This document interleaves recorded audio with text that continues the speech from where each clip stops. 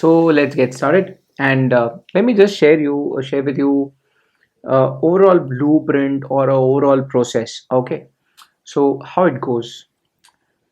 अगर हिंदुस्तान में एक एग्जाम्पल हम लोग ले रहे हैं आज, मान लीजिए हिंदुस्तान में एक कंपनी है, उसका नाम है भूषण स्टील लिमिटेड। ठीक है।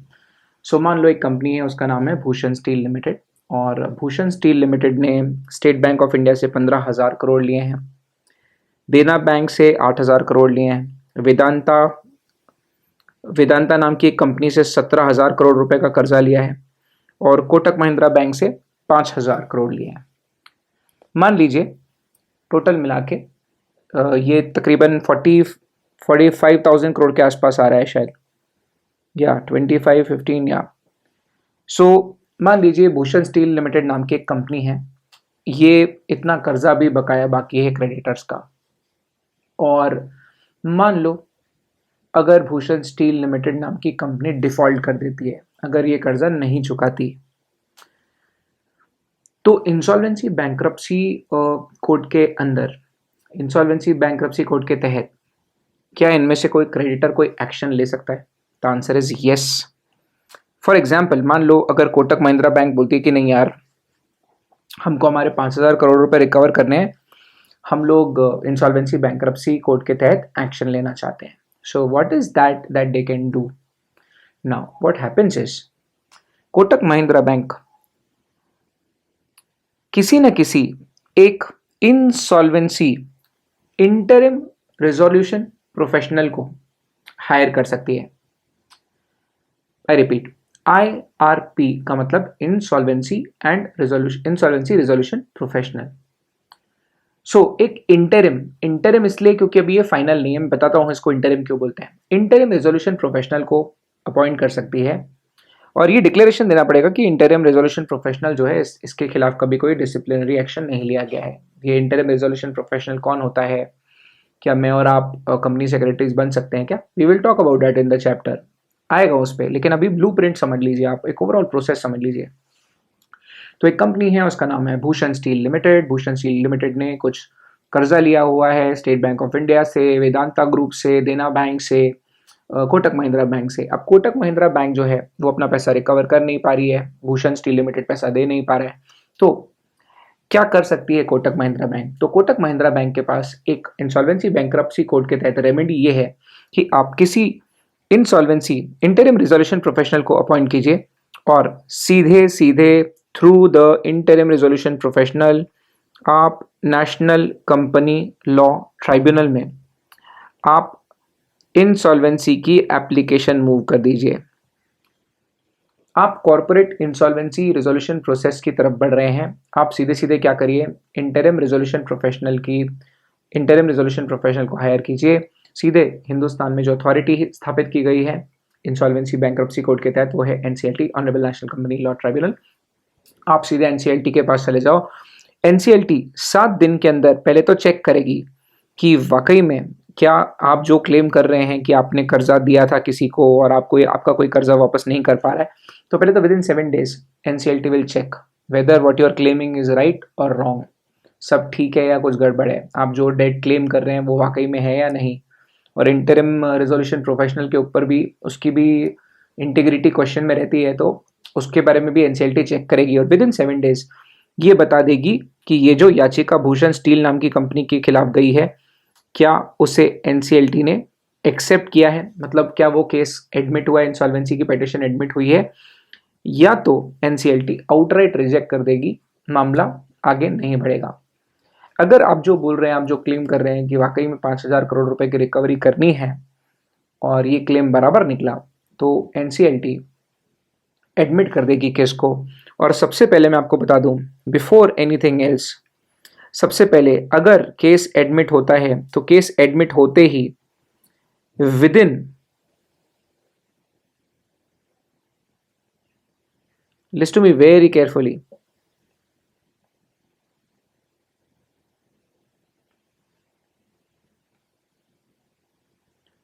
सबसे पहली औपचारिकता यह है कि विदिन 7 days, विदिन 7 days आपको क्या करना पड़ेगा, विदिन 7 days आप लोगों को ये डिटरमाइन करना पड़ेगा, ये मैं यहाँ लिख देता हूँ, with in 7 days, sorry NCLT जो है विद इन 7 डेज इन्फॉर्म करेगी, कम्युनिकेट करेगी। So with in 7 days NCLT ने जिस दिन भी केस एडमिट किया, जिस दिन भी एडमिट हो गया मामला, उसके विद इन 7 डेज हम पार्टीज को इन्फॉर्म कर देंगे। किसको किसको इन्फॉर्म कर देंगे? पहले तो भूषण स्टील को इन्फॉर्म करेंगे, है ना। We will inform the Bhushan Steel की तुम्हारे खिलाफ ऐसी याचिका आई है रिकवरी की, और साथ ही साथ मानसी को भी हम लोग इन्फॉर्म करेंगे, क्योंकि उसने पिटिशन फाइल की है तो उसको पता होना चाहिए कि ये पिटिशन एक्सेप्ट हुई है। So with in 7 days inform करा जाएगा पार्टीज को। सो जो भी दो पार्टीज है यहाँ पर, दे विल बी इन्फॉर्म्ड, उन्हें इन्फॉर्म कर दिया जाएगा, ठीक है। और इन दैट मीन टाइम, जैसे ही ये केस एडमिट हुआ, इंटरिम रिजोल्यूशन प्रोफेशनल को, उसकी जिम्मेदारी है, इंटरिम रिजोल्यूशन प्रोफेशनल को, जो भी इंटरिम रिजोल्यूशन प्रोफेशनल अपॉइंट हुआ होगा, आईआरपी जो भी होगा, ये उसकी जिम्मेदारी है कि वो क्या करे, वो कर देगा public announcement. Interim resolution professional को पब्लिक अनाउंसमेंट करना पड़ेगा कि भूषण स्टील लिमिटेड नाम की कंपनी खिलाफ हमने इंसॉल्वेंसी पिटिशन फाइल की और एनसीएलटी ने उस मामले को, उस केस को, एप्लीकेशन को एडमिट कर लिया है, और इसीलिए आपको पब्लिक नोटिस देना पड़ेगा इस बात का कि जितने जितने लोगों को भूषण स्टील लिमिटेड से पैसा लेना है वो आकर अपने क्लेम्स सबमिट करें, क्योंकि ये एप्लीकेशन कोटक महिंद्रा बैंक ने डाली है। और अगर आप ध्यान दें तो बहुत सारे क्रेडिटर्स और भी हैं, हो सकता है इनको मालूम भी ना हो कि इस प्रकार की कोई कोटक महिंद्रा ने एप्लीकेशन मूव की है ना। सो पब्लिक अनाउंसमेंट से क्या होगा, इट विल सेंड पब्लिक, एक पब्लिक एट लार्ज को नोटिस मिल जाएगा इस बात का कि ऐसा ऐसा मामला शुरू हुआ है, और eventually we will invite the claims कि किसको किसको कोटक, किसको किसको भूषण स्टील लिमिटेड से पैसे लेने हैं। So we will invite their claims, and eventually interim resolution professional की एक और जिम्मेदारी है कि वो भूषण स्टील लिमिटेड की वैल्यूएशन निकाले कि भूषण स्टील लिमिटेड में कितने पैसे पड़े हुए हैं, कितने टोटल मिला के असेट्स भूषण स्टील के पास पड़े हुए हैं, ताकि हम ये समझ सकें कि टोटल रिकवरी के क्या चांसेस हैं। भूषण स्टील के पास कोई असेट्स हैं, कुछ कैश पड़ा हुआ है, कुछ प्रॉपर्टीज पड़ी हुई है, तो वो बेच बेच के कितना रिकवर हो सकता है पता लगाने के लिए हम लोग क्या करेंगे, इंटरिम रिजोल्यूशन प्रोफेशनल क्या करेगा, भूषण स्टील लिमिटेड की वैल्यूएशन निकालना शुरू करेगा। और इवेंचुअली जिस दिन केस एडमिट होता है, पहले तो हम लोग क्लेम्स इनवाइट करेंगे, और क्लेम्स इनवाइट करेंगे हम लोग कि जिन जिन लोगों को पैसे लेना है वो जल्दी से हमको आके बताए।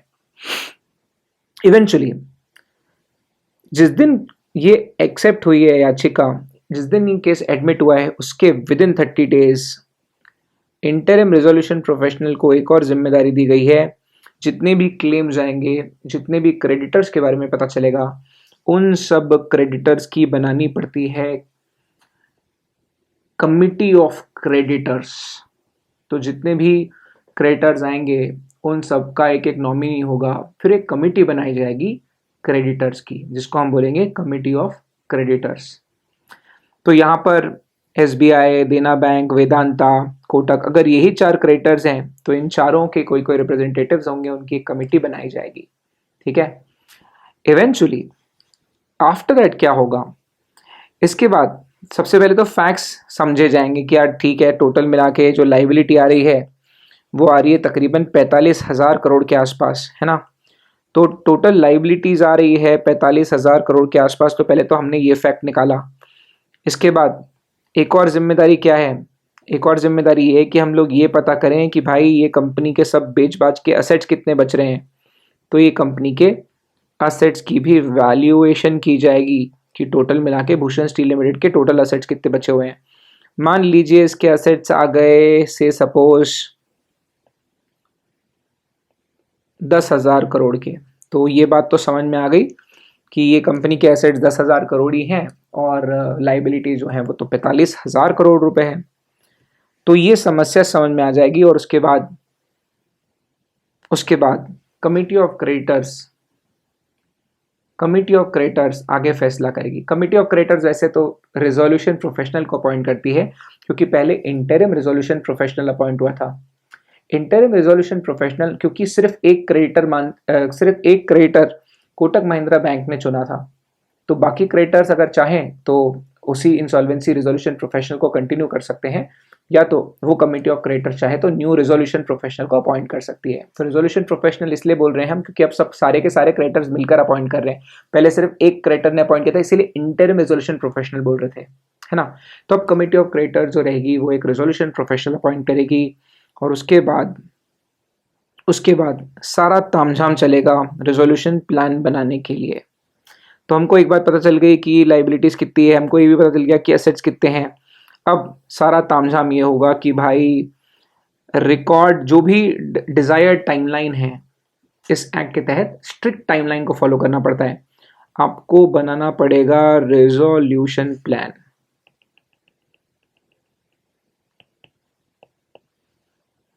आपको बनाना पड़ेगा रेजोल्यूशन प्लान।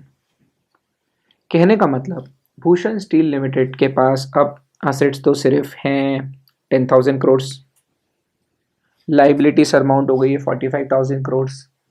तो committee of creditors, resolution professional, ये लोग सब मैनेजमेंट से बात करेंगे, प्रमोटर से, भूषण स्टील लिमिटेड के प्रमोटर से बात करेंगे कि भाई व्हाट कैन यू डू, ये 35,000 करोड़ रुपए और लाके या 45,000 करोड़ रुपया फंड रेजिंग करके मार्केट से पैसा रेज करके बैंकों से और कर्जा लेके हमको कर्जा चुका सकते हो क्या। तो भूषण स्टील के प्रमोटर से बात की जाएगी, उनके ओनर से बात की जाएगी, और देखा जाएगा कि क्या क्या जुगाड़ हो सकता है। कोई रिसीवेबल्स होंगी तो उसका देखा जाएगा, है ना। मान लो भूषण स्टील के प्रमोटर बोलते हैं नहीं, हम तो और पैसा पंप नहीं कर सकते, हमारे पास पैसे हैं ही नहीं और मार्केट से भी पैसा रेज करना बहुत डिफिकल्ट हो रहा है। तो फिर कमिटी ऑफ क्रेडिटर डिसाइड करेगी कि क्या करना। एक ऑप्शन ये भी अक्सर होता है कि जो दूसरी हिंदुस्तान की कंपनियां हैं, ये कंपनी का हम ऑक्शन करें, क्योंकि क्या होता है, अभी एक स्टील बनाने वाली कंपनी है तो मैन्युफैक्चरिंग फैसिलिटी ऑलरेडी बनी हुई है। दूसरा, अब ये कंपनी अगर लॉस मेकिंग कंपनी है और बुक्स में लॉस भी है, तो एक दूसरी स्टील मेकर, दूसरी स्टील बनाने वाली कंपनी इसको खरीदना प्रेफर भी करेगी, क्योंकि इनकम टैक्स में अगर मैं एक प्रॉफिट मेकिंग कंपनी हूं और मुझे एक लॉस मेकिंग कंपनी मिल रही है, तो मेरे लिए तो वो लॉस भी एक प्रकार का गेन है।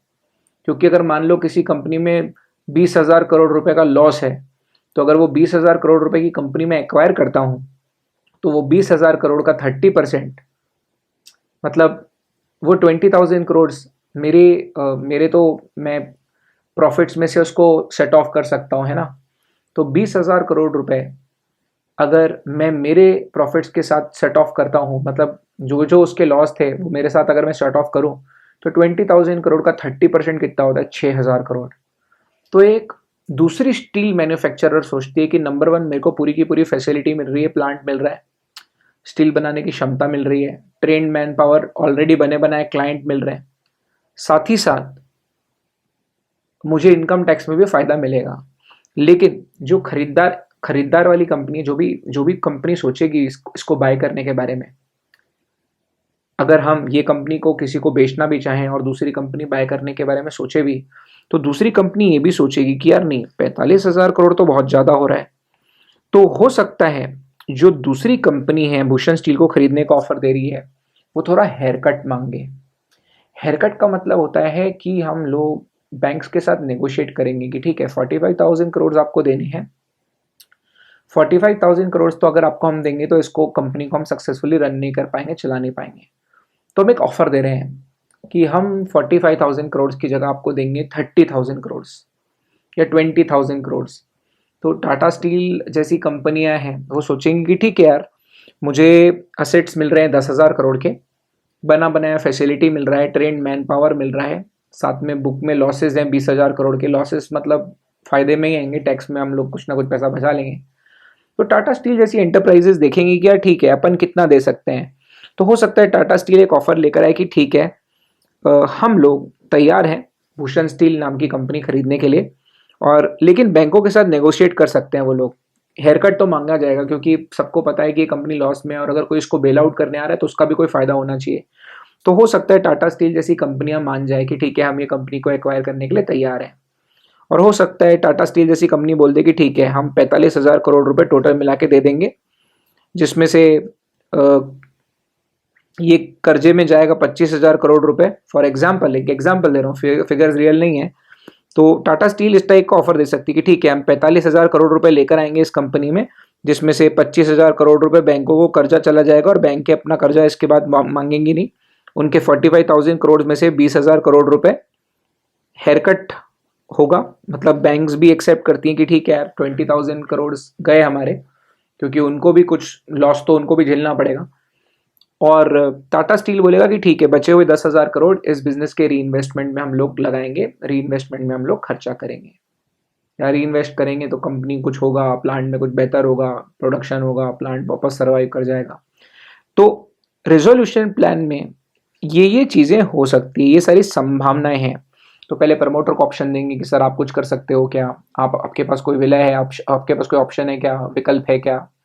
अगर प्रमोटर बोलता है भाई मेरे पास तो कुछ नहीं है, मैं कुछ नहीं कर सकता, तो फिर क्या करेंगे, फिर सारी बैंकें, सारे क्रेडिटर्स मिलके कंपनी को नीलाम करने की कोशिश करेंगे। अगर कोई कंपनी एक्वायर करने को तैयार है, अक्सर यही होता है, बड़ी बड़ी जो एंटिटीज है, बहुत ज़्यादा कर्जा रहता है, तो ये जो यूनिट्स होती है, इंडस्ट्रियल यूनिट्स होती है, बिकती हैं, और कई सारे लोग होते हैं जो जिनके लिए काफ़ी अट्रैक्टिव ऑप्शन हो सकता है। क्योंकि आज मैं स्टील का एक मैन्युफैक्चरिंग प्लांट बनाने जाऊंगा, प्लांट बनाने में 2-3 साल लग जाएंगे, पैसा छोड़ो, 2-3 साल मिनिमम तो टाइम तो जाएगा ही जाएगा। तो बहुत सारी स्टील मैन्युफैक्चरर एंटिटीज ये सोचेगी कि अरे यार ये बना बनाया प्लांट है, 3 साल बच जाएंगे अपने, प्लस अपनी प्रोडक्शन कैपेसिटी बढ़ जाएगी, इकोनॉमीज ऑफ स्केल अचीव हो जाएगी। तो बहुत सारी स्टील मैन्युफैक्चरर कंपनीज के लिए एक अच्छी टारगेट कंपनी हो सकती है। तो हो सकता है कमिटी ऑफ क्रेडिटर्स से रेजोल्यूशन बनाते बनाते ये डिसाइड करें कि ये कंपनी को अपन नीलाम करेंगे, ऑक्शन करेंगे, और जिसकी बिड सबसे ज़्यादा आएगी ये कंपनी को खरीदने के लिए, उसको बिड डालेंगे, है ना। इस तरह से क्रेडिटर्स इस इंसॉल्वेंसी एंड बैंक्रप्सी कोड के तहत अपना पैसा रिकवर कर सकते हैं। सबसे बेहतरीन बात यह है कि जिस दिन से ये मामला एनसीएलटी ने एक्सेप्ट किया, उसके 270 डेज के अंदर रिजोल्यूशन प्लान बन जाएगा। That is the best part. Timely काम हो जाएगा, टाइमली पैसा रिकवर हो पाएगा, जो कि पुराने कानूनों में नहीं हो पाता था। और जैसे इंडिया में क्या है ना, इंडिया में ना सब गवर्नमेंट के कंट्रोल में चले जाता था पहले। वाइंडिंग, अगर कोई कंपनी पैसे नहीं चुका रही है तो वाइंडिंग अप कर रहे हैं तो साला सब लिक्विडेटर के हाथ में चले जाता था। ऑफिशियल लिक्विडेटर सरकारी ऑफिसर होता है। अब वो 10-10, 15-15 साल वाइंडिंग अप चल रही है, तो क्रेडिटर तो बर्बाद हो जाएंगे तब तक। इधर अच्छी बात यह है कि creditors are in control, the committee of creditors will decide what will happen. And हमने मार्केट पे छोड़ दिया है कि ठीक है भाई, मार्केट की वैल्यू जितनी है तुरंत उसको नीलाम करो, जल्दी जल्दी से लिक्विडेट करो, जो जो असेट्स बचे हैं कम से कम वो तो रिकवर हो जाए, है ना। तो this is a blueprint process. Let me just again tell you कि कॉर्पोरेट इंसॉल्वेंसी रेजोल्यूशन प्रोसेस किस तरह से शुरू होता है। हम लोगों ने कल बात की थी कि जो नया कानून है इंसॉल्वेंसी एंड बैंक्रप्सी एक्ट, उसके तहत अगर कोई डेटर पैसे वापस नहीं करता है तो हम एज क्रेडिटर सीधा एक इंटरिम रिजोल्यूशन प्रोफेशनल को अपॉइंट कर नेशनल कंपनी लॉ ट्राइब्यूनल में पिटीशन डाल सकते हैं, इंसॉल्वेंसी प्रोसेस शुरू कर सकते हैं। फिर जैसे हम एनसीएलटी में जाएंगे, विद इन 7 days एनसीएलटी इधर विल रिजेक्ट, और NCLT will with in 14 days, I am sorry, not this is not 7, this is with in 14 days, I am sorry, 14 days आगे वाले प्रोसेस में होता है, 7 days आगे वाले प्रोसेस में होता है। So NCLT within 14 days will either reject the application और एडमिट द केस। अगर एनसीएलटी केस को एडमिट करती है तो within 7 days the parties must be informed about it. Parties को इन्फॉर्म किया जाता है। तो पहले तो जिसने एप्लीकेशन फाइल की है इंसॉल्वेंसी की, तो इसे कॉर्पोरेट इंसॉल्वेंसी रिजोल्यूशन प्रोसेस कहते हैं, CIRP से कहते हैं।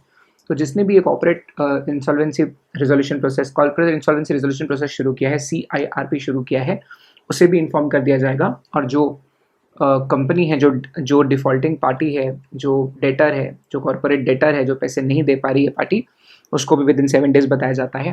मैंने आपको बताया था कि जिसके थ्रू हम लोग कोई एप्लीकेशन डालनी होती है प्रोसेस की, उसे हम लोग इंटरिम रिजोल्यूशन प्रोफेशनल कहते हैं।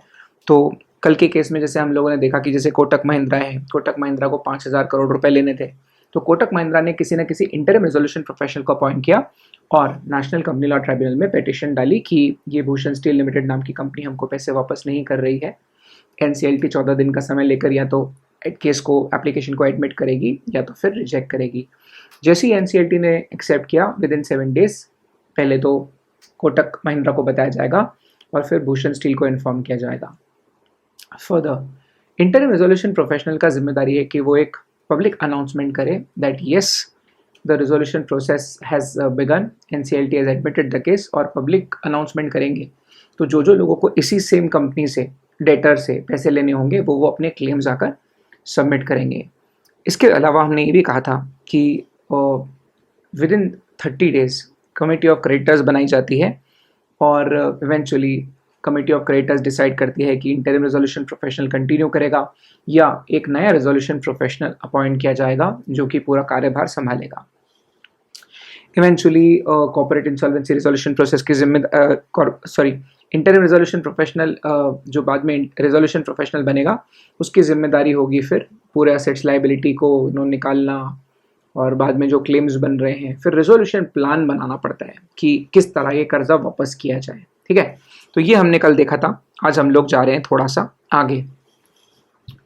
नाउ हम लोग इंसॉल्वेंसी पढ़ना शुरू करें, इंसॉल्वेंसी बैंक्रप्सी कोड पढ़ना शुरू करें उसके पहले मैं आपके साथ कुछ टर्म्स डिस्कस करना चाहता हूँ। मैं आपके साथ कुछ जनरल टर्म्स में ऊपर से मैं आपको इन शब्दों का मीनिंग बताना चाहता हूँ और डिटेल में इट विल फॉलो।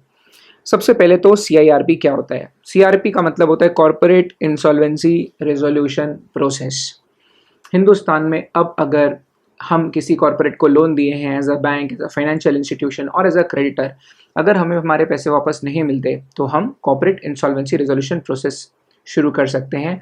मेरे कहने का मतलब हम नेशनल कंपनी लॉ ट्राइब्यूनल में एप्लीकेशन डाल सकते हैं and eventually the process will begin. इवेंचुअली हम लोग यहाँ पर केस फाइल कर देंगे तो ये केस शुरू हो जाएगा और यहाँ पर ये पूरे प्रक्रिया को कॉर्पोरेट इंसॉल्वेंसी रेजोल्यूशन प्रोसेस ही कहा जाता है।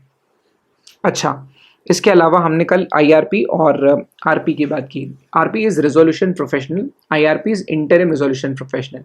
तो जब पहली बार कोई फाइनेंशियल क्रेडिटर अप्लाई करता है पेटिशन के लिए तो वो इंटरिम रेजोल्यूशन प्रोफेशनल को अपॉइंट करता है क्योंकि there may be lot of creditors, only one creditor if it is filing application.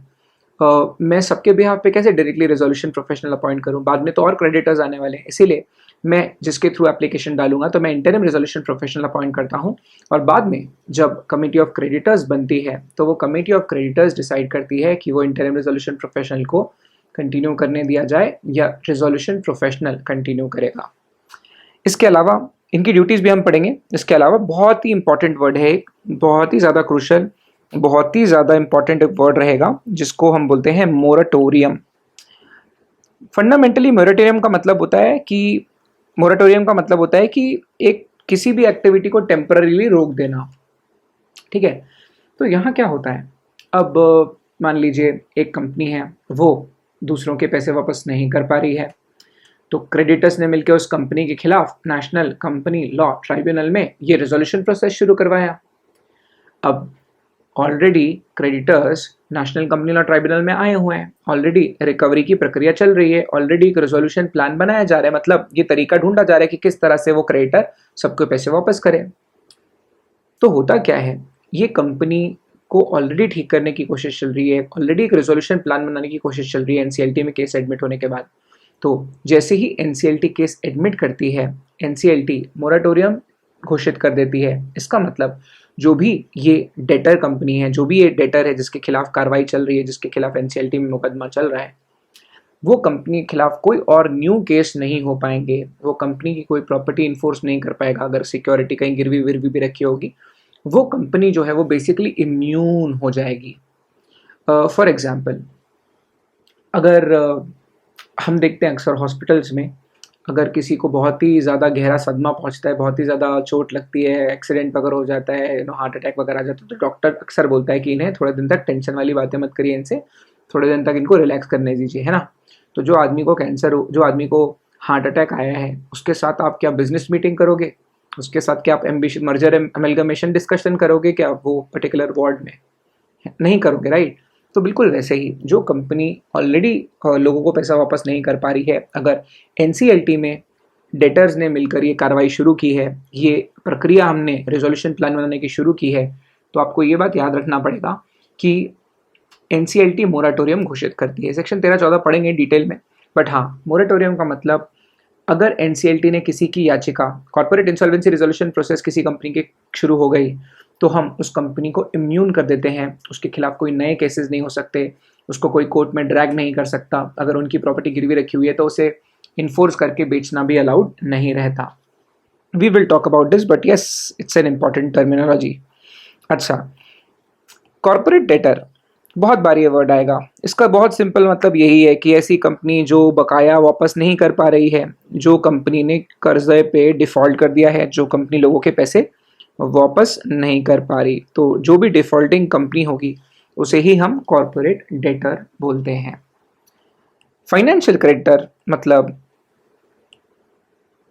ऐसी कंपनी जो लेंडर है, जिसने आपको लोन दिया है, कर्जा दिया हुआ है। डिटेल आएगी इसकी, थोड़ी डिटेल में डेफिनेशन भी है, हम लोग करेंगे डेफिनेशन, एक पूरा सेशन, छोटा सा सेशन रहेगा, बट डेफिनेशन पे एक सेशन रहेगा, क्योंकि एग्जीक्यूटिव लेवल पे अगर आप मॉड्यूल्स देखें, बहुत ही छोटा सा पोर्शन उन्होंने दिया हुआ है, और वो आपसे अपेक्षा करते हैं कि आपको ओवरव्यू, आपको एक बेसिक ओवरव्यू होना चाहिए इंसॉल्वेंसी बैंक्रप्सी कोड का। अब वो इतना छोटा था, इतना बिलांग छोटा कर दिया उसने, आईसीएसआई का सिलेबस में इतना छोटा किया हुआ है कि उसको फिर मेरे को पूरे बैरैक को डालना पड़ा आपके नोट्स में। एक्चुअल में वो 3-4 पन्ने का चैप्टर है, बहुत छोटा चैप्टर है, लेकिन इसीलिए मैंने डिटेल में डाला क्योंकि उसकी अंडरस्टैंडिंग नहीं आती छोटे से पोर्शन को पढ़ के। अच्छा, ऑपरेशनल क्रेडिटर्स की भी डेफिनेशन है काफ़ी डिटेल में, बट अगर मैं आपको एक मोटा मोटा बता दूं तो ऑपरेशनल क्रेडिटर का मतलब जो आपके ट्रेड क्रेडिटर्स होते हैं, जिनसे आपने कुछ माल खरीदा हो, रॉ मटेरियल खरीदा हो। फॉर एग्जांपल, मैं अगर एशियन पेंट्स हूँ तो मेरे लिए रॉ मटेरियल जो है वो कच्चा तेल है, ब्रेंट क्रूड है, तो मैंने जिनसे ब्रेंट क्रूड खरीदा, जिनसे मैंने कच्चा तेल खरीदा, अगर मैं उनको पैसे वापस नहीं करता हूँ तो उन्होंने मुझे कर्जा तो नहीं दिया था, बट हाँ, मैंने उनसे परचेजिंग की थी और मेरी उनके तरफ मुझे उनको पैसा वापस करना चाहिए। अगर मैं नहीं दे पाया तो वो बन जाएंगे ऑपरेशनल क्रेडिटर्स। तो आप शॉर्ट में समझ लीजिए, जो ट्रेड क्रेडिटर्स होते हैं उनको हम लोग कह सकते हैं कि ये ऑपरेशनल क्रेडिटर्स हैं, ठीक है। फर्दर, वाटरफॉल अरेंजमेंट, बहुत ही गजब का डेफिनेशन है इसका, बहुत ही मज़ेदार डेफिनेशन है वाटरफॉल अरेंजमेंट। तो वैसे तो ये डेफिनेशन एग्जाम के पॉइंट ऑफ व्यू से काफ़ी इंपॉर्टेंट है, इसको तो काफ़ी इंपॉर्टेंट मार्क कर लेना चाहिए यहीं पे, क्योंकि previous examinations also this has been asked, तो ये पहले भी एग्जाम में पूछी गई है। मैं आपको बता देता हूँ अब क्या होता है। कोई भी वाटरफॉल आपने देखा होगा तो मतलब पानी यहाँ आएगा, फिर यहाँ आएगा, फिर यहाँ आएगा और फिर नीचे गिरेगा, है ना। तो व्हाट हैपेंस इज, जब कंपनी लिक्विडेट होती है, जब कंपनी को बंद कर रहे होते हैं हम, जब कंपनी के असेट्स वगैरह हम बेच रहे होते हैं, और वो असेट्स बेच के तो पहले कंपनी की लाइबिलिटी चुकाई जाती है। लाइबिलिटी चुकाने के बाद जो पैसा बचा, वो पैसा किस प्रायोरिटी में लोगों को मिलेगा। बहुत सारे क्रेडिटर्स हैं, गवर्नमेंट को टैक्सेस देने हैं, कुछ सिक्योर्ड क्रेडिटर्स हैं, कुछ अनसिक्योर्ड क्रेडिटर्स हैं, कोई प्रेफरेंस शेयर होल्डर है, कोई डिबेंचर होल्डर है ना। तो किस प्रेफरेंस में लोगों को पैसा वापस किया जाएगा, वो डिसाइड करता है वाटरफॉल अरेंजमेंट। तो वाटरफॉल अरेंजमेंट का मतलब ये है कि जिस तरह पानी एक पर्टिकुलर हायरार्की में बह रहा होता है, तो ये वाटरफॉल अरेंजमेंट जो है, वाटरफॉल ये जो नोमेनक्लेचर है, जो नाम अडॉप्ट किया गया है वो वही टर्मिनोलॉजी से किया गया है। तो वाटरफॉल अरेंजमेंट का मतलब होता है किस प्रायोरिटी में जो कंपनी लिक्विडेट की जा रही है, वो कंपनी के पैसे को किस प्रायोरिटी में लोगों को वापस किया जाएगा। We will see the definition in detail, and then there is an expression which we will use often. What is haircut? Haircut का मीनिंग क्या होता है? हेयरकट का मीनिंग होगा कि कभी कभी क्या होता है, जो कंपनीज लोन लेती है बैंक से, फाइनेंशियल इंस्टीट्यूशन से, वो पूरा लोन वापस नहीं कर पाती।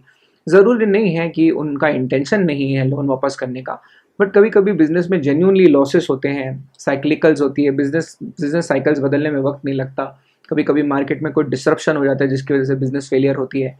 तो जो कंपनी लोगों को पैसा वापस नहीं कर पाती, अब मान लो मैंने 100 करोड़ का आपसे कर्जा लिया था, मैं 100 करोड़ तो वापस करने की हालत में ही नहीं हूँ, तो मैं 60 करोड़ रुपए मेरे पास किसी तरह से अरेंज हो रहे हैं।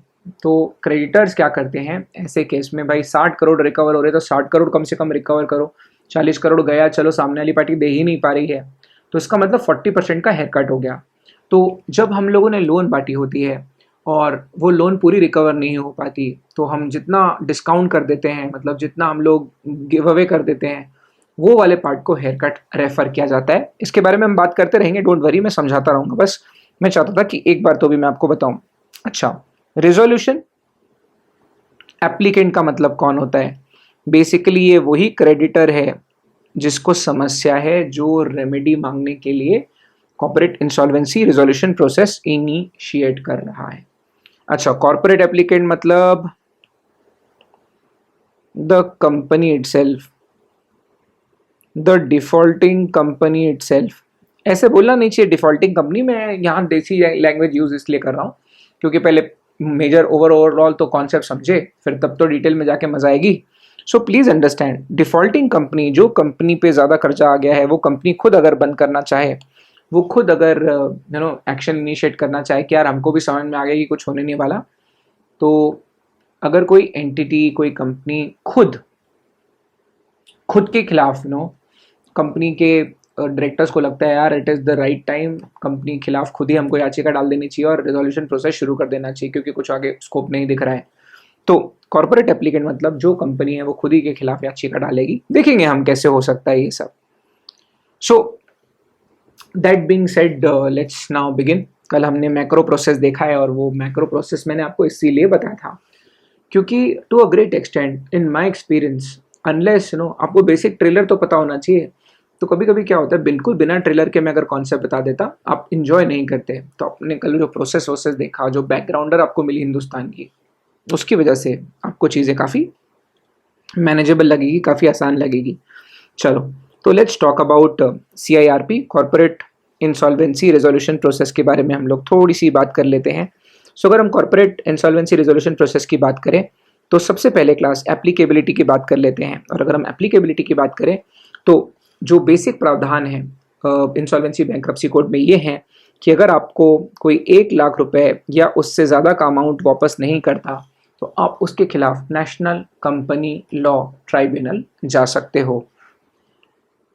सिर्फ कोविड के समय पर एक अपडेट मैं आपको बता देता हूं, ये सिर्फ कोविड के समय के लिए, बाद में इसको ये लिमिट को हटा दिया जाएगा। This is a temporary relaxation given for Covid, तो ये बहुत ही टेम्पररी रिलीफ दिख रहा है यहाँ पर जो मैं आपको बताने वाला हूँ। So listen to me very carefully. सिर्फ कोविड के समय पर, क्योंकि अब कोविड के समय पर बहुत सारी कंपनियों की हालत खस्ता है, know if you look at MSMEs the problem is deep, क्योंकि एटलीस्ट जो अनऑर्गेनाइज्ड सेक्टर है वहाँ अगर आप देखें बहुत प्रॉब्लम्स हैं। तो सरकार समझती है इस बात को, इसीलिए MSME सेक्टर के लिए बड़े बड़े राहत पैकेजेस सरकार ने लाए हैं। और साथ ही साथ ये भी बोला है कि भाई कोविड के समय पे टेम्पररीली ये जो अमाउंट है ये 1 करोड़ रहेगा। तो कोविड के समय के लिए, कुछ समय के लिए टेम्पररी ये बात लाई गई है कि अगर कोई आपको 1 करोड़ रुपए उससे ज़्यादा नहीं देगा तो ही उसके खिलाफ आप एक्शन इनिशिएट कर सकते हैं। आमतौर पर ये जो अमाउंट था ये था सिर्फ और सिर्फ 1 लाख रुपीज़। तो टेक्निकली हिंदुस्तान में अगर आपके कोई 1 लाख रुपए भी वापस नहीं करता है, you can directly drag that company to national company law tribunal and eventually you can, आप शुरू कर सकते हैं कॉर्पोरेट इंसॉल्वेंसी रिजोल्यूशन प्रोसेस। मैं बार बार ये टर्मिनोलॉजी यूज करता रहूँगा, आपको क्लैरिटी आ जाएगी। तो आप उनके खिलाफ कॉर्पोरेट इंसॉल्वेंसी रिजोल्यूशन प्रोसेस, ये प्रक्रिया को शुरू कर सकते हैं। अब एक काफ़ी इंपॉर्टेंट और काफ़ी इंपॉर्टेंट इन्फॉर्मेशन आपके साथ शेयर कर लेता हूँ। भाई ये कॉर्पोरेट इंसॉल्वेंसी रिजोल्यूशन प्रोसेस जो है ये कौन इनिशिएट कर सकता है? Who can initiate this process? ये प्रोसेस कौन इनिशिएट कर सकता है? Let's just talk about it. इस प्रक्रिया को शुरू कौन कर सकता है? तो सबसे पहले मैं आपको बता दूं कि कॉर्पोरेट इंसॉल्वेंसी रिजोल्यूशन प्रोसेस जो है ये प्रोसेस या तो फाइनेंशियल क्रेडिटर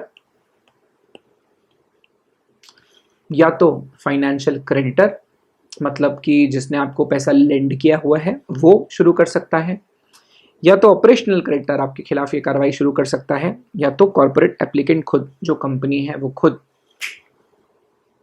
प्रोसेस शुरू कर सकती है। सेक्शन 11 तो वैसे आपको मॉड्यूल में अगर आप देखते हैं ICSI की तो नहीं दिया हुआ है, लेकिन लेट मी टेल यू, इसको रीड करना चाहिए, इसको समझना चाहिए. There are certain persons who are not allowed. There are certain persons who are not allowed to make the CI application for CIRP. एक बार फिर से बता दूं, कॉर्पोरेट इंसॉल्वेंसी रिजोल्यूशन प्रोसेस के लिए एप्लीकेशन कौन कौन शुरू कर सकता है?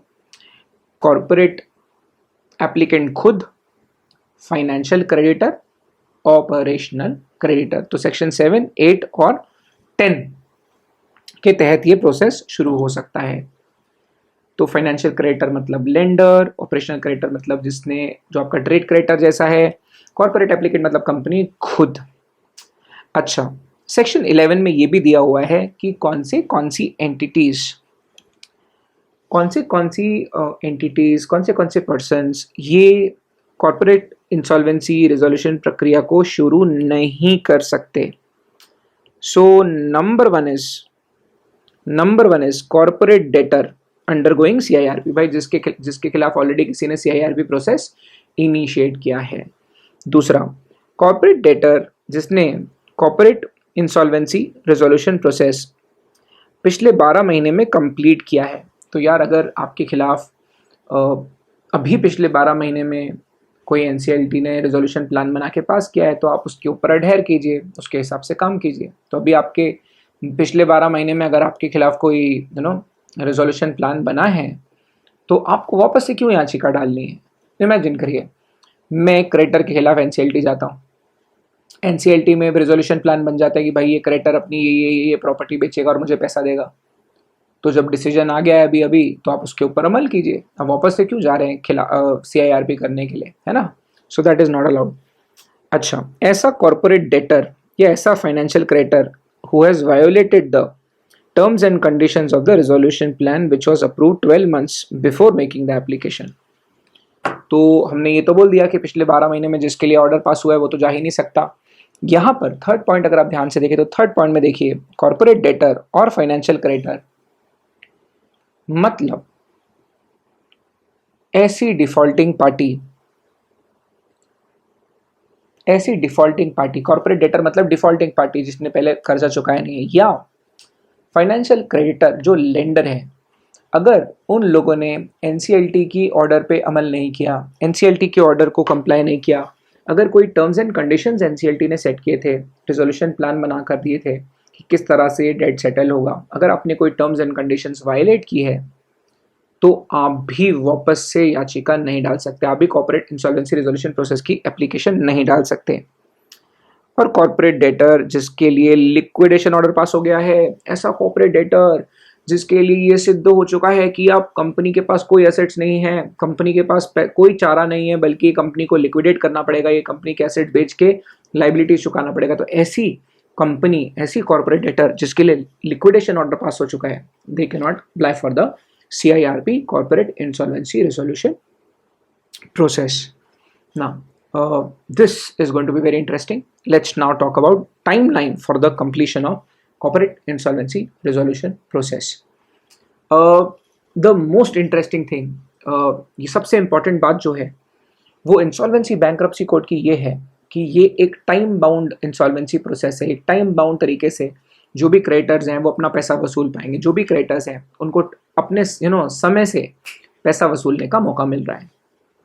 तो मैं आपको बता दूं कि NCLT में अगर एप्लीकेशन एडमिट हो चुकी है, अगर नेशनल कंपनी लॉ ट्राइब्यूनल में मामला एक्सेप्ट हो गया है, जिस दिन एडमिट हुआ वो मामला, उसके 180 दिन के अंदर रेजोल्यूशन प्लान बनाना पड़ता है. मेरे कहने का मतलब, अगर मैं क्रेडिटर हूँ, मैंने आपके खिलाफ अगर कॉर्पोरेट इंसॉल्वेंसी रिजोल्यूशन प्रोसेस शुरू किया है कि आप मुझे मेरे पैसे नहीं दे रहे हैं, विद इन 180 डेज आप रिजोल्यूशन प्लान बताइए मुझे कि आप कैसे पैसा देंगे, क्या व्यवस्था की आपने, किस तरह से पैसा वापस करेंगे, है ना?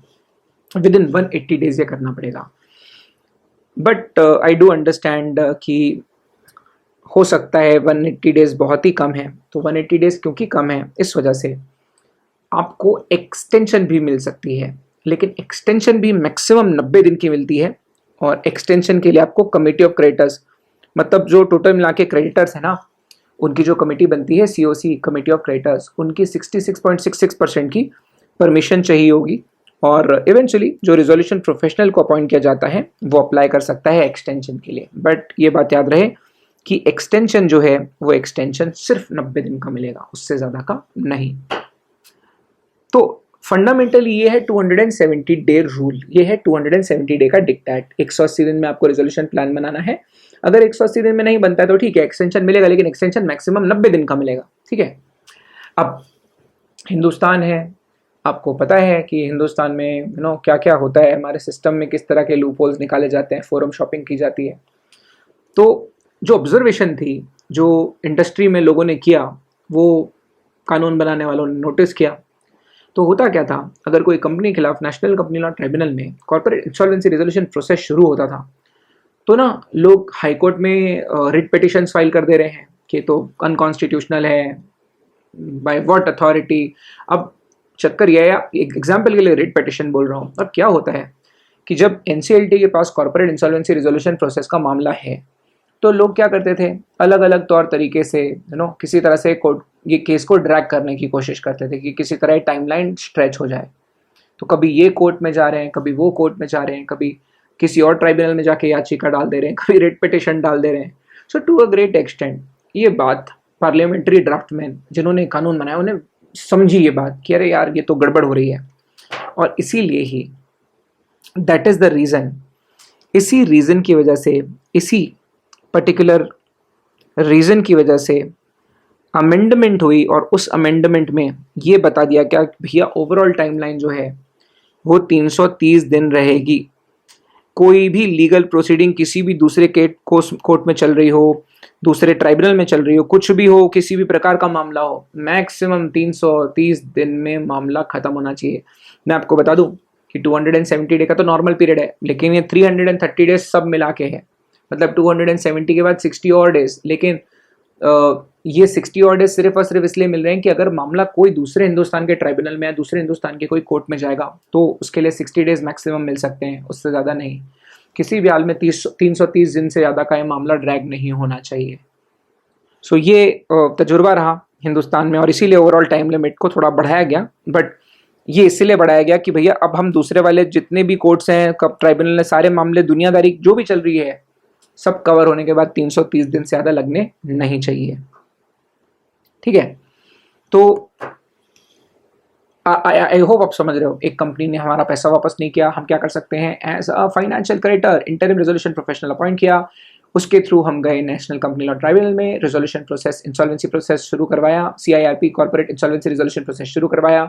एनसीएलटी के पास मामला गया, एनसीएलटी तहकीकात करेगी, 14 दिन के अंदर हाँ या ना बोलेगी, या केस को एडमिट करेगी या तो केस को रिजेक्ट करेगी। अगर एडमिट कर दिया विद इन 7 डेज मुझे भी बताया जाएगा जिसने याचिका डाली है, और उसे भी बताया जाएगा जिसके खिलाफ याचिका डाली है। इवेंचुअली जो इंटरिम रिजोल्यूशन प्रोफेशनल होगा, वो इंटरिम रिजोल्यूशन प्रोफेशनल जग जाहिर कर देगा ये बात को, पब्लिक अनाउंसमेंट कर देगा इस बात की कि भाई इंसॉल्वेंसी प्रोसेस शुरू हो गया, जिसको जिसको अपना पैसा वापस मांगना है, क्लेम्स करने हैं, वो अपने क्लेम्स मांग सकता है।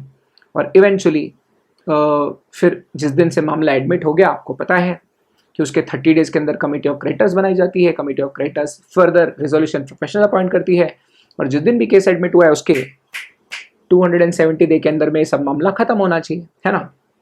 अब हम बात करते हैं मोरेटोरियम पीरियड की। अब हमने कोशिश की है कि इसको हम एक टाइम बाउंड प्रोसेस रखें। हमने क्या कहा कि this should be A time bound process, समय पे मामला खत्म हो जाना चाहिए, है ना। तो हम कह रहे हैं कि 270 डेज के अंदर में मामला खत्म होना चाहिए। तो भाई मामला खत्म होने के लिए इंपॉर्टेंट है कि जब एनसीएलटी में ये कॉर्पोरेट इंसॉल्वेंसी रिजोल्यूशन प्रोसेस चल रहा हो, उस वक्त दूसरे किसी कोर्ट में किसी भी प्रकार का इस कंपनी के खिलाफ, इस कॉर्पोरेट डेटर के खिलाफ एक्शन ना लिया जाए। तो मोराटोरियम का डिक्शनरी मीनिंग होता है temporary prohibition of any activity. क्या होता है? Temporary prohibition of any activity. तो होता क्या है, एक प्रकार की इम्यूनिटी देते हैं जब किसी भी कॉर्पोरेट के खिलाफ मामला एनसीएलटी आया हो, रेजोल्यूशन प्रोसेस के लिए रेजोल्यूशन प्लान बनाया जा रहा हो, तो कोई भी न्यू केस फाइल नहीं कर सकता। इनफैक्ट बैंक और फाइनेंशियल इंस्टीट्यूशंस भी किसी प्रकार का एक्शन नहीं ले सकते। अगर सिक्योर्ड क्रेडिटर की कोई प्रॉपर्टी गिरवी भी रखी हुई है उसके पास, तब भी वो उस गिरवी प्रॉपर्टी को भी बेच नहीं सकता। तो एक बार एनसीएलटी में कॉर्पोरेट इंसॉल्वेंसी रिजोल्यूशन प्रोसेस शुरू हो गया तो सारी चीज़ें स्टैंड स्टिल पे आ जाएगी। इस कॉर्पोरेट के खिलाफ जिसका केस, जिसका मामला चल रहा है, उसको सभी केसेस से इम्यूनिटी मिल जाएगी फॉर टेम्पररी है। मोरेटोरियम जो है टेम्पररी इंजंक्शन है, टेम्पररी प्रोहिबिशन है। तो जब तक ये केस चल रहा है, CRA corporate insolvency resolution process चल रहा है, तब तक सारे के सारे केसेस रोके जाएंगे। तो ये पब्लिक अनाउंसमेंट कर दी जाती है एनसीएलटी द्वारा। जैसे ही केस एडमिट होता है, एनसीएलटी पब्लिक अनाउंसमेंट कर देती है कि अब इस कॉर्पोरेट डेटर के खिलाफ कोई भी मामला फिलहाल जब तक का पीरियड डिसाइडेड होगा उतने समय के लिए कोई नहीं फाइल कर पाएगा।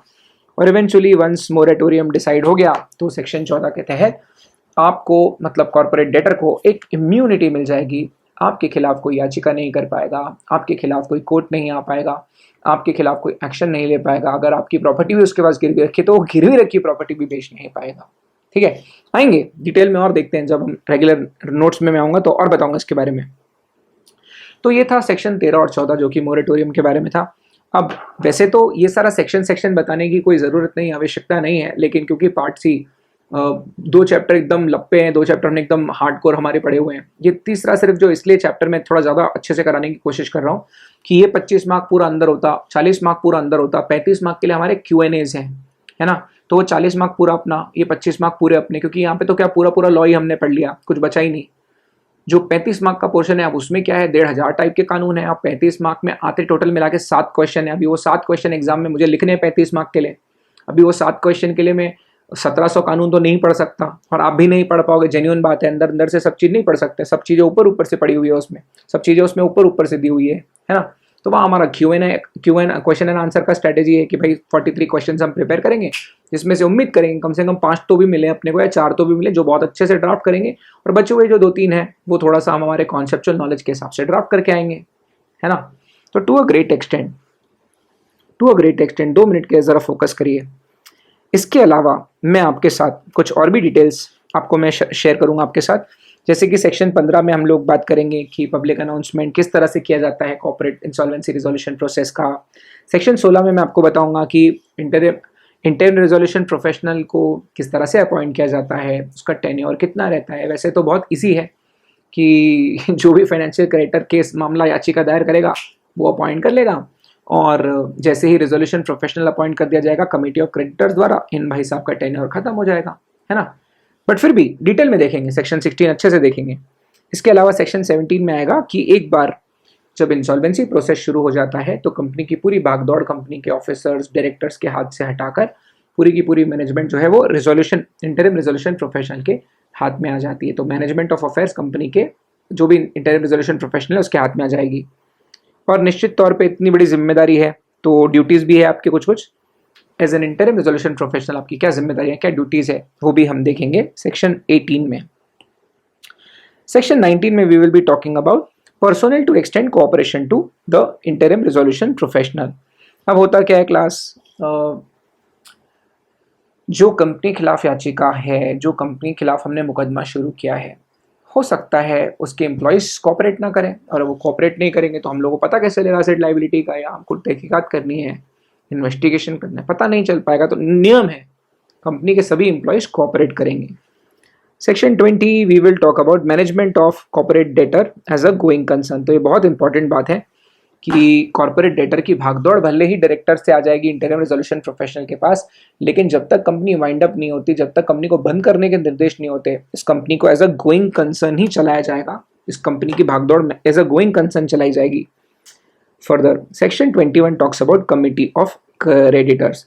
कमिटी ऑफ क्रेडिटर्स का मतलब होता है जितने भी क्रेडिटर्स रहेंगे उनकी कमेटी बनाई जाएगी, और जितने भी अहम फैसले होंगे कि पैसे कैसे रिकवर करने हैं, ये कंपनी को बेच के रिकवर करने हैं कि कंपनी की प्लांट एंड मशीनरी बेचनी है, कंपनी की ज़मीन बेचनी है, कंपनी का मैनेजमेंट टेक ओवर करना है, क्या करना, जो भी एक्शन लेना है पैसा वसूल करने के लिए, जो भी रेजोल्यूशन प्लान बनाना है, वो फंडामेंटली सबसे महत्वपूर्ण डिसीजन कमेटी ऑफ क्रेडिटर्स के हाथ में होता है।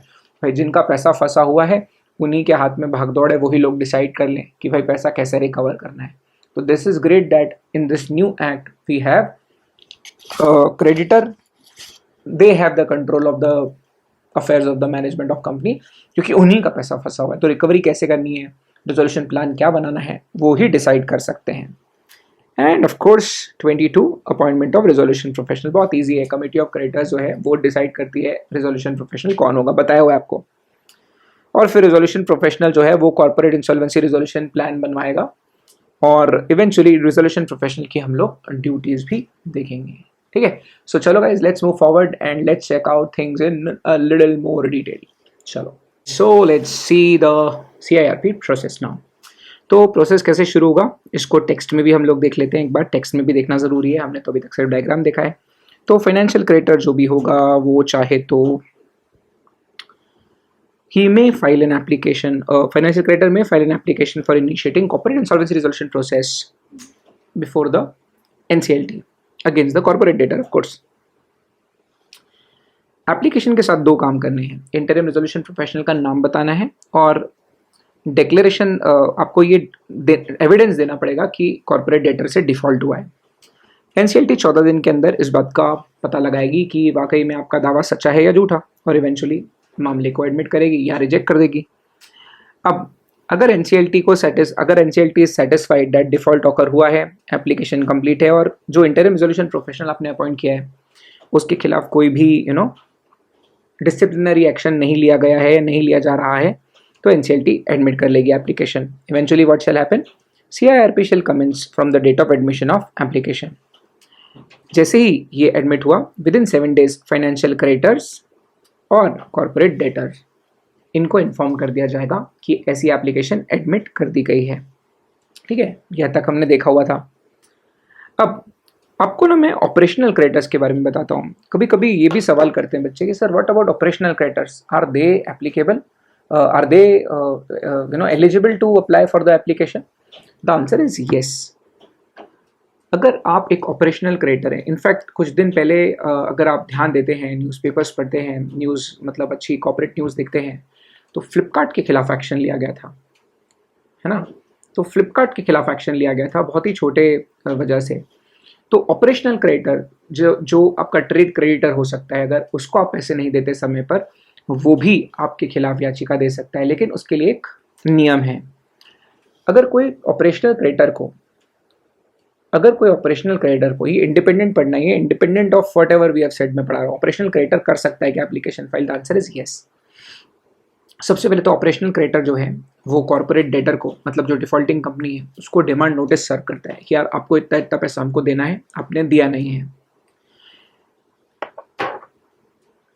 उसके बाद कॉर्पोरेट डेटर 10 दिन के अंदर, corporate debtor with in 10 days of receipt of the demand notice, या तो ऑपरेशनल क्रेडिटर को बता दो कि भाई देख, अपने बीच तो डिस्प्यूट है, एग्जिस्टेंस ऑफ डिस्प्यूट है कि यार इस पैसे के मामले में हमारे बीच में एक डिस्प्यूट चल रही है और इस वजह से टंटा है। तो या तो कॉर्पोरेट डेटर बोलेगा कि यार अब ये तो डिस्प्यूटेड मैटर है, इसको पहले क्लियर करते हैं, या तो वो रीपेमेंट कर देगा और एक्नॉलेजमेंट ले लेगा। तो दो चीज़ें हो सकती है ना। तो डिस्प्यूट है तो पहले डिस्प्यूट सेटल होगी, अगर वो मामला तय हो चुका है कि यार डेट तो है ही, तो फिर इवेंचुअली NCLT के पास मामला जाएगा। अब टाइमलाइन ये हमने देख लिया है एक बार ऑलरेडी, मैं आपको टाइमलाइन बता चुका हूँ, क्योंकि टू अ ग्रेट एक्सटेंट कि टाइमलाइन बताना ज़रूरी था। So I have discussed with you the timeline already, ठीक है। फिर भी अगर आप बोलेंगे तो मैं एक बार और इसको बता देता हूँ। तो टाइमलाइन मोरेटोरियम हमने एक बार ऑलरेडी देख लिया है, तो आई hope this is very very very clear, ठीक है। तो मोरेटोरियम हो गया। अच्छा, इसको हम लोग एक बार फिर से देख लेते हैं ना, एक बार फिर से देख लेते हैं, क्योंकि सेक्शन वाइज चल रहा है। तो दो we have already check this out, हमने इसको ऑलरेडी देखा है, एक बार इसको वापस से देख लेते हैं, क्या हर्ज है, क्योंकि सेक्शन 8, 9, 10 लाइन से चल रहा है। तो एक बार फिर से मैं आपको बता देता हूँ क्या प्रॉब्लम है। तो अगेन टाइम लिमिट क्या है, 180 days एक्सटेंशन मिलेगा। हाँ, मैक्सिमम कितना, 90 दिन का एक्सटेंशन। क्यों मिलता है एक्सटेंशन? तब मिलेगा जब कमेटी ऑफ क्रेडिटर्स के 66.66%, मतलब सॉरी 66% जो वैल्यू में, टोटल क्रेडिट की वैल्यू के 66% के क्रेडिटर्स अगर फेवर में वोट कर देंगे तो एक्सटेंशन मिल जाएगा, और इंटरिम रेजोल्यूशन प्रोफेशनल अप्लाई कर सकता है एक्सटेंशन के लिए। फिर 30 days वाला भी रूल मैंने आपको बताया, ठीक है। मोरेटोरियम के बारे में मैं फिर से रिपीट कर देता हूं कि मोरेटोरियम का मतलब कोई भी चीज को टेम्पररी रोक देना। एनसीएलटी में जब कोई भी कॉर्पोरेट डेटर के खिलाफ कॉर्पोरेट इंसॉल्वेंसी रिजोल्यूशन प्रोसेस शुरू होता है, एनसीएलटी मोरेटोरियम डिक्लेयर कर देती है। और मोरेटोरियम का मतलब होता है कि अब ये कंपनी के खिलाफ कोई याचिका नहीं हो पाएगी, कंपनी के खिलाफ कोई भी प्रकार का एक्शन नहीं लिया जा सकता अगर मामला एनसीएलटी में है, corporate insolvency resolution process already चल रहा है तो। अब इसको डिटेल में देखते हैं। मैंने आपको बोला ना कि हम लोग मोरेटोरियम के बारे में डिटेलिंग करेंगे, तो अब डिटेलिंग करते हैं। आ जाइए। NCLT shall, after admission of the application, shall declare the moratorium और पब्लिक अनाउंसमेंट कर देगी कॉर्पोरेट इंसॉल्वेंसी रिजोल्यूशन प्रोसेस का, and call for the submission of claims. तो ये नेशनल कंपनी लॉ ट्राइब्यूनल को भी करना है कि पहले तो हम जैसे केस को एडमिट करेंगे, मोरेटोरियम घोषित हो जाएगा और जिनको क्लेम करना है उनके लिए एक पब्लिक अनाउंसमेंट हो जाएगी कि ये कंपनी के लिए इंसॉल्वेंसी प्रक्रिया शुरू हुई है, जिनको क्लेम करना है आ जाओ। Appoint the interim resolution professional. अगर इंटरिम रिजोल्यूशन प्रोफेशनल तब अपॉइंट किया जाता है अगर कोई फाइनेंशियल क्रेडिटर या ऑपरेशनल क्रेडिटर ने इंटरिम रिजोल्यूशन प्रोफेशनल अपनी तरफ से अपॉइंट नहीं किया है तो एनसीएलटी करती है, वरना ऑलरेडी जो अपॉइंटेड रहता है वही इंटरिम रिजोल्यूशन प्रोफेशनल बन के एक्ट करता है। मतलब उसी की पुष्टि हो जाती है कि ये इंटरिम रिजोल्यूशन प्रोफेशनल बन के काम कर रहे हैं। एंड पब्लिक अनाउंसमेंट जो है वो इमीडिएटली कर दी जाती है, या तो आईआरपी के अपॉइंटमेंट के बाद। मतलब एनसीएलटी आईआरपी के अपॉइंटमेंट की पुष्टि कर देता है, उसके बाद होती है, तुरंत केस एडमिट होते साथ पब्लिक अनाउंसमेंट हो जाती है। अब मोरेटोरियम का मतलब क्या है?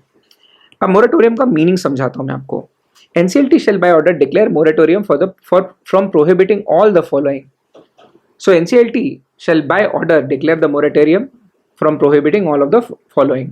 One, institution of suits. तो अब जिस कॉर्पोरेट डेटर के खिलाफ याचिका चल रही है, कॉर्पोरेट इंसॉल्वेंसी रिजोल्यूशन प्रोसेस चल रहा है, कोई भी उनके खिलाफ केस नहीं कर पाएगा, एग्जिस्टिंग सूट्स कंटिन्यू नहीं कर पाएगा, जो ऑलरेडी मुकदमे चल रहे होंगे कोर्ट में वो भी अब कंटिन्यू नहीं हो पाएंगे, कोई भी प्रोसीडिंग वो कंपनी के खिलाफ नहीं हो पाएगी, वो कंपनी की प्रॉपर्टी भी आप ट्रांसफर नहीं कर पाओगे, सरफेसी एक्ट के तहत भी आप कोई एक्शन नहीं ले सकते, किसी भी प्रकार की प्रॉपर्टी आप रिकवर नहीं कर सकते कॉर्पोरेट डेटर की, ठीक है। Even if the corporate debtor is a lessee और ओनर, तो आप उनसे प्रॉपर्टी भी रिकवर नहीं कर पाएंगे। तो मोरेटोरियम जो है इसका एडवांटेज यही है कि ये जो प्रक्रिया शुरू है, कॉर्पोरेट इंसॉल्वेंसी रिजोल्यूशन प्रोसेस की जो प्रक्रिया है, वो प्रक्रिया शुरू है तो उस प्रक्रिया को चलने देना चाहिए। अब उस बीच में अगर कोई दूसरे मुकदमे एंटरटेन करेंगे तो फिर वो टाइम लाइन में काम नहीं होगा, क्योंकि पता नहीं फिर वो दूसरा केस कौन सा होगा और कितना ड्रैग करेंगे लोग उसको। So that should not happen. Anyway, let's move forward. हमने एक्चुअली ना प्रोसेस देख के बहुत अच्छा कर लिया, आपको काफ़ी सारी क्लैरिटी ऑलरेडी आ चुकी है। पब्लिक अनाउंसमेंट ऑफ CIRP, तो इसके बारे में फिर से बताता हूँ। पब्लिक अनाउंसमेंट में क्या क्या कंटेंट्स होते हैं, पब्लिक अनाउंसमेंट जब हम करते हैं तो उसमें क्या क्या कंटेंट्स होते हैं। Number 1, name and detail of corporate debtor, name of authority which the CD is registered, that is corporate debtor is registered और इनकॉर्पोरेटेड। तो अगर कोई इंश्योरेंस कंपनी है, और नॉट इंश्योरेंस कंपनी, अगर कोई अथॉरिटी है जिसके साथ रजिस्टर्ड है तो उसका भी नाम बताएंगे। तो नॉर्मली हम लोग बता देंगे कौन से ROC के जुरिस्डिक्शन में है। इसके अलावा लास्ट डेट, पब्लिक अनाउंसमेंट क्योंकि हम कर रहे हैं ना कि ये कंपनी दिवालिया हो रही है, तो जिन जिन को पैसा वसूलना है, क्लेम्स करने हैं, तो last date of submitting claims भी डालेंगे, नहीं तो फिर लोग 10 साल बाद आके क्लेम डालेंगे तो मामला ड्रैग हो जाएगा। और इंटरिम रिजोल्यूशन प्रोफेशनल की पूरी डिटेल्स डाली जाएगी। इसके अलावा पेनल्टी फॉर फॉल्स और मिसलीडिंग क्लेम्स, तो अगर कोई झूठे दावे करेंगे, दूसरे झूठे क्लेम्स करेंगे तो उनको क्या पेनल्टी लगेगी वो भी हम लोग जिक्र करेंगे, ताकि फ्रिवोलस एप्लीकेशंस क्लेम्स की ना आए। और जिस दिन CRP का एंड डेट होगा, दैट इज 180th डे, वो भी हम जिक्र करेंगे कि भैया 180 दिन में कॉर्पोरेट इंसॉल्वेंसी रिजोल्यूशन प्रोसेस खत्म हो जाएगा, ठीक है। तो ये पब्लिक अनाउंसमेंट के कंटेंट्स लिखे हुए हैं कि उसमें क्या क्या चीज़ें होगी। अब इंटरिम रिजोल्यूशन प्रोफेशनल से रिलेटेड मैं आपको 3 बातें बताता हूँ, 3 बहुत ही इंटरेस्टिंग चीज़ें। नंबर 1, अपॉइंटमेंट और टेन्योर। नंबर 2, IRP के ही पावर्स हैं, कंपनी के मैनेजमेंट ऑफ अफेयर्स उसके कंट्रोल में आ जाएंगे, और ड्यूटीज़ क्या क्या होगी। तो सबसे पहले अपॉइंटमेंट। तो यार सच बात तो ये है कि NCLT shall appoint interim resolution professional within 14 days of commencement of insolvency process, where application for CRP is made by financial creditor और a corporate debtor, resolution professional as propose in application shall be appointed. तो भाई corporate debtor है, financial creditor है, उन्हीं लोगों ने याचिका डाली है, तो उन लोगों ने आईआरपी के थ्रू ही डाली होगी याचिका, तो उन्हीं को अपॉइंट कर लिया जाएगा एनसीएलटी द्वारा। Where application for CRP is made by operational creditor और operational creditor has propose name of IRP, NCLT shall appoint the name which has been proposed. If operational creditor has not proposed any name, in that case, NCLT should make a reference to IBBI for the recommendation. IBBI is Insolvency and Bankruptcy Board of India. ये जो हिंदुस्तान में इस पूरे insolvency and bankruptcy code को administer करने और पूरा का पूरा इसका कार्यभार संभालने के लिए एक बॉडी बनाई गई है IBBI। जो ये बोर्ड है ये इंसॉल्वेंसी के इन्फोर्समेंट के लिए हिंदुस्तान में है और इसके इम्प्रूवमेंट के लिए भी हिंदुस्तान में है। अभी एट दिस मोमेंट IBBI का ज़्यादा रोल नहीं है, इसलिए मैं ज़्यादा जिक्र नहीं कर रहा हूँ। इनफैक्ट जो insolvency bankruptcy board of India के जो चेयरमैन हैं वो कंपनी सेक्रेटरी हैं doctor and CS MS Sahu ji. पहले ये सेबी के CEO थे 2005 से 2008, लेजेंडरी आदमी है यार। और 2000 जब कंपटीशन कमीशन ऑफ इंडिया में भी ही वॉज अ मेंबर, तो लेजेंडरी आदमी है एकदम। और IBBI को अगर मैटर रेफर किया गया तो IBBI 10 दिन के अंदर बता देगी किसको अपॉइंट करना है करके। टेन्योर कब तक रहेगा? Till the appointment of resolution professional. आपको तो पता ही है कि कमेटी ऑफ क्रेडिटर बनेगी और कमेटी ऑफ क्रेडिटर फाइनली जो रिजोल्यूशन प्रोफेशनल है उसको अपॉइंट करेगी। तो जब तक रिजोल्यूशन प्रोफेशनल को अपॉइंट नहीं किया जाता तब तक he will continue. Now it's very important that you know the moment corporate insolvency resolution process शुरू होता है, इंटरिम रिजोल्यूशन प्रोफेशनल अपॉइंट होता है, कंपनी की पूरी मैनेजमेंट कार्यभार वो सब कंपनी के डायरेक्टर्स ऑफिसर्स के हाथ से निकल कर आ जाती है CIR इंटरिम रिजोल्यूशन प्रोफेशनल के पास।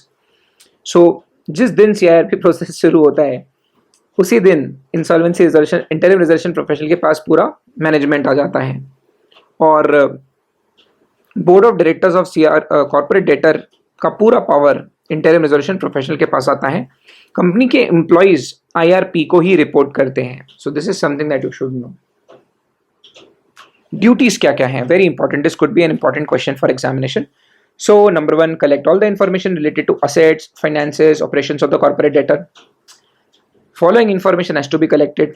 प्रीवियस 2 years के बिजनेस ऑपरेशंस कैसे रहे, financial operations and payments for previous 2 years, last list of the assets and liabilities, ये भी आपको पता करना पड़ेगा। इसके अलावा जितने भी क्लेम्स सबमिट हुए हैं, पहले तो क्लेम्स को रिसीव करो, फिर वो क्लेम्स को कोलेट करो और सारे डेटा को एक साथ मैनेज करो, and eventually constituting the committee of creditors.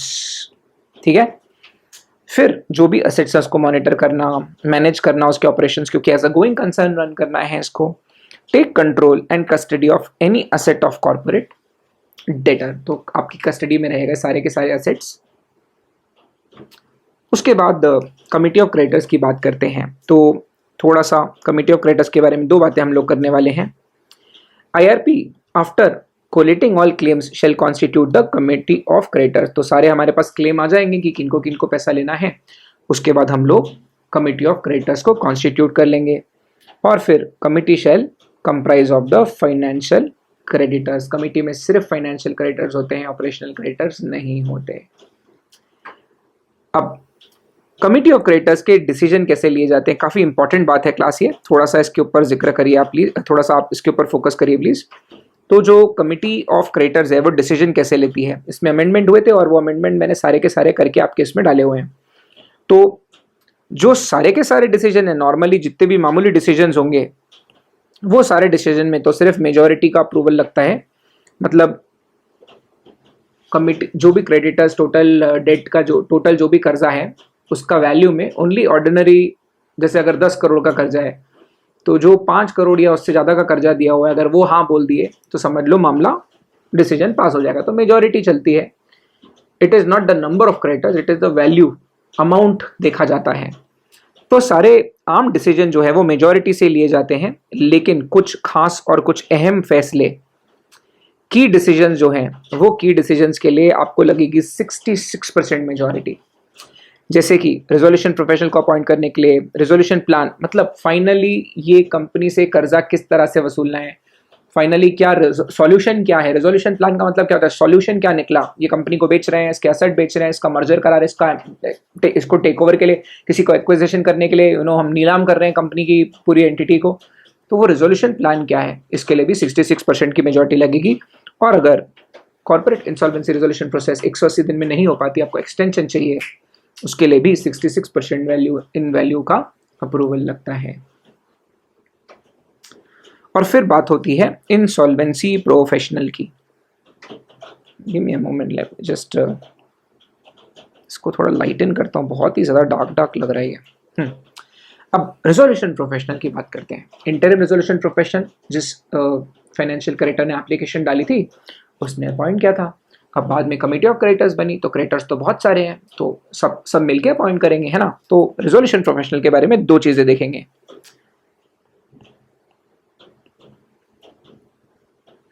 पहली,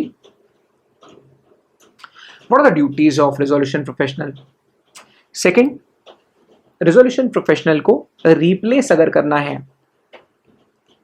तो क्या करना पड़ेगा, ठीक है। सो अगर रिप्लेस करना है रेजोल्यूशन प्रोफेशनल को, अगर फ्यूचर में बदलना है तो क्या करना पड़ेगा। तो पहले ड्यूटीज पढ़ लेते हैं। एक बार रेजोल्यूशन प्रोफेशनल अपॉइंट हो गया तो it shall be duty of corporate debtor to preserve and protect the assets of the corporate debtor including contingent business operations। तो यहां पर मैंने corporate debtor 2 बार लिख दिया है। It shall be duty of resolution professional आएगा वहां पर। तो पहले interim resolution professional की जिम्मेदारी थी, अब क्योंकि resolution professional अपॉइंट हो गया है तो अब resolution professional की जिम्मेदारी होगी। फर्दर, कंपनी के पूरे एसेट्स, कॉर्पोरेट डेटर के पूरे एसेट्स को रिकॉर्ड में रखना, अपने पास कस्टडी में लेना, to act and represent on behalf of corporate debtor with third parties and raise interim finances after the approval of COC। जब अगर लग रहा है कि ये कंपनी तो अच्छा कर सकती है, काफ़ी अगर लग रहा है कि कंपनी अच्छा कर सकती है और आपको इंटरिम कुछ शॉर्ट टर्म के लिए फंडिंग की ज़रूरत है, तो ये भी रेजोल्यूशन प्रोफेशनल कर सकता है। इसके अलावा लीगल और अकाउंटिंग प्रोफेशनल्स को अपॉइंट करना, ये भी रेजोल्यूशन प्रोफेशनल की जिम्मेदारी है। मैं आपको बता दूं कि actually as a company secretary there's a great there's a lot of scope in this particular domain। इस डोमेन में, इस एरिया में बहुत स्कोप है हमारे लिए। तो एज अ रेजोल्यूशन प्रोफेशनल भी, रेजोल्यूशन प्रोफेशनल के एग्जाम होते हैं, आप दे सकते हैं, and you can actually become a resolution professional. Further, maintain updated list of the claims, convene and attend all the meetings of COC। तो to a great extent committee of creditors के आप सारे मीटिंग्स कन्वीन करना, attend करना, ये भी आपकी ही जिम्मेदारी होगी। इसके अलावा invite the prospective lenders, investors और any other person to put forward resolution plan. तो अगर लगता है कि यार कंपनी में कुछ बचा नहीं है, कंपनी को नीलाम करना पड़ेगा और कंपनी को नीलाम करके कंपनी के एसेट्स वगैरह बेच के ही कंपनी को पैसा रिकवर करना पड़ेगा, तो ऐसे केसेस में आप इनवाइट करेंगे लोगों को, क्या ये लगाइए बोलिए, है ना। So I hope this is very very very clear. Of course अगर हम रेजोल्यूशन प्रोफेशनल की रिप्लेसमेंट की बात करें तो कमिटी ऑफ क्रेडिटर्स 66% से ये काम कर सकती है और आरपी को रिप्लेस भी कर सकती है। फिर बात करते हैं meeting of committee of creditors. तो COC की मीटिंग्स किस तरह से चलती हैं, थोड़ा सा उसके बारे में बात करते हैं। तो या तो वो इलेक्ट्रॉनिकली मिल सकते हैं या तो इन पर्सन मिल सकते हैं। It shall be conducted by the resolution professional, और नोटिस रेजोल्यूशन प्रोफेशनल को ही देना होगा। और टू अ ग्रेट एक्सटेंट जो बोर्ड ऑफ डायरेक्टर्स को सस्पेंड किया होगा उनके मेंबर्स को भी दी जाएगी।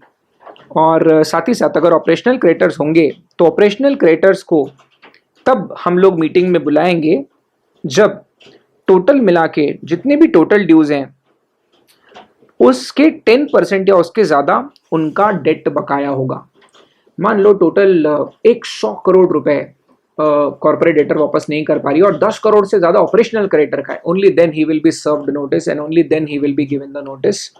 अदरवाइज ऑपरेशनल क्रेडिटर को नहीं दिया जाता। और वोटिंग राइट जो रहेगा वो तो एज पर फाइनेंशियल डेट रहेगा।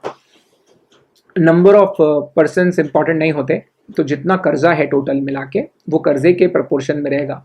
जैसे टोटल 100 करोड़ कर्जा है कंपनी का, 10 करोड़ रुपए मैंने दिए हैं, आपने 10 करोड़ दिए हैं, तो 10% वोटिंग राइट मेरे, 10% वोटिंग राइट आपके, है ना। तो वैल्यू पे डिपेंड करता है वो, ठीक है।